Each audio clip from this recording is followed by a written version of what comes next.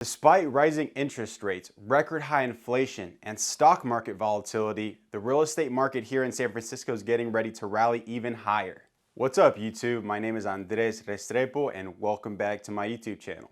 In today's video, I'm going to give you a quick update about what is happening here in the real estate market in San Francisco. And if you stay tuned until the end of the video, I'll let you know why interest rates may have little to no impact on the prices of homes here in San Francisco. All right, so let's jump right into it. In this video, we're going to discuss what the median price is for condos versus single family homes as of February 2022.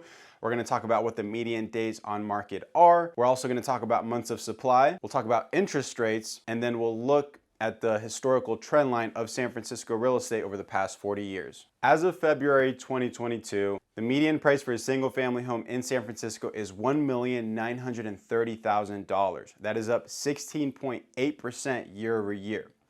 Condos are at 4% appreciation year over year, and their median price is $1,240,000. It's important to note that we actually just hit a crazy record here in the city for the average sales to list price ratio. So on average, single family homes are selling 22% above ask, and condos are selling 6% above ask.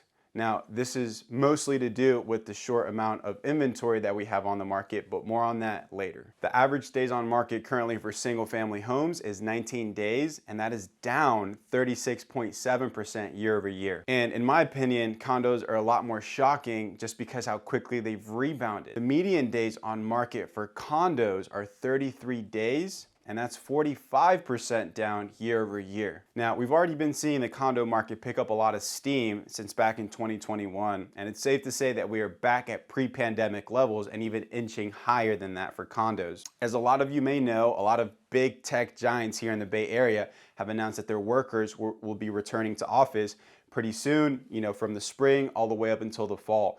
So that should add a lot of demand for condos, especially if people are looking for pied-à-terres, right? If they're only going to be in the city for 2 or 3 days out of the week, they might want to have a nice 1 to 2 bed condo that's going to be close to their location where they could fly back out to where they live or drive back out to Tahoe or, up north, down south, or Hawaii, right? So with that said, I do expect to see a lot of appreciation for condos going through into this year, especially because single family homes are at such a record high. And I also expect to see rents jump up quite a bit. We've already seen them up 14% year over year.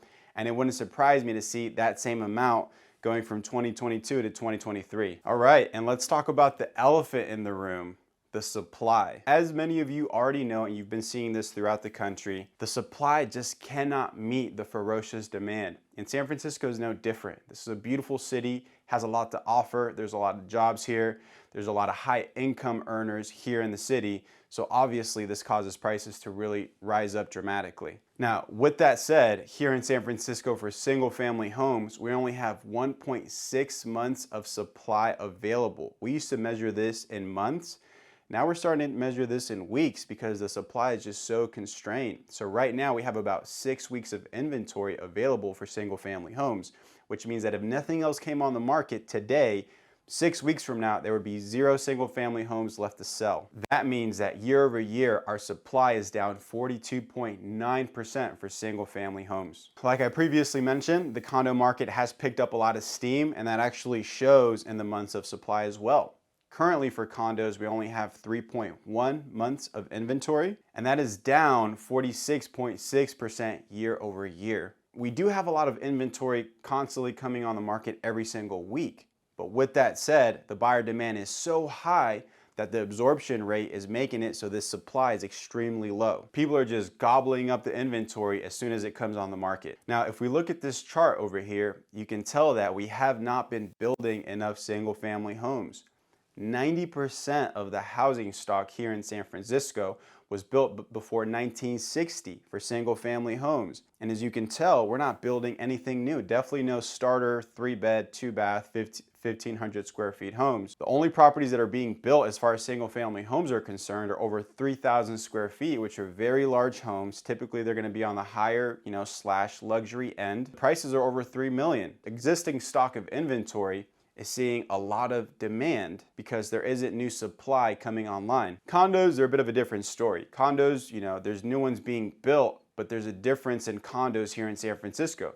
You have the newer high rises with a lot of amenities and high HOAs, and then you have the smaller, more traditional San Francisco style homes that are condos, in like the Victorian and the Edwardians and the Marina style homes. So those generally appreciate at a much faster pace than the newer builds because they're more rare and there are not as many of them in the marketplace. According to housing economist Tom Lawler, the link between interest rates and home prices is empirically weak at best. And Yale economist Robert Shiller says there is not a tight fit at all between the two. High mortgage rates do not translate automatically into low home prices. So if we look at what these guys are saying and compare the graphs of San Francisco home median prices since 2012 and mortgage rates since 2012, they're not wrong. The lines on these graphs are not in sync with each other. Interest rates are not the only economic factor that affects the prices of homes. If they were, then we'd be pretty good at predicting the future housing market. If the prices of homes remain the same while interest rates rise, mortgage payments will increase. Here we see the 40-year market cycle trend line for the entire Bay Area. The first market dip followed the 1989 earthquake, then we saw the dot-com bubble pop in 2002, and finally the great financial crash of 2008, which we definitely won't see again because of the strict lending requirements.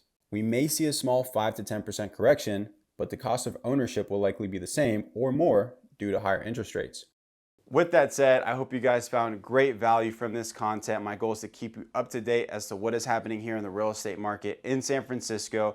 We are in March 2022 right now, and the market cannot be any hotter. It is a very safe bet to hold here in San Francisco just because of the charts that I've shown you as far as the appreciation and the trend line here in San Francisco. So if you have any questions about the real estate market here in SF, my contact information is below. I'd love to hear from you. Don't forget to like, comment, and subscribe, and I'll see you in the next video. Thank you.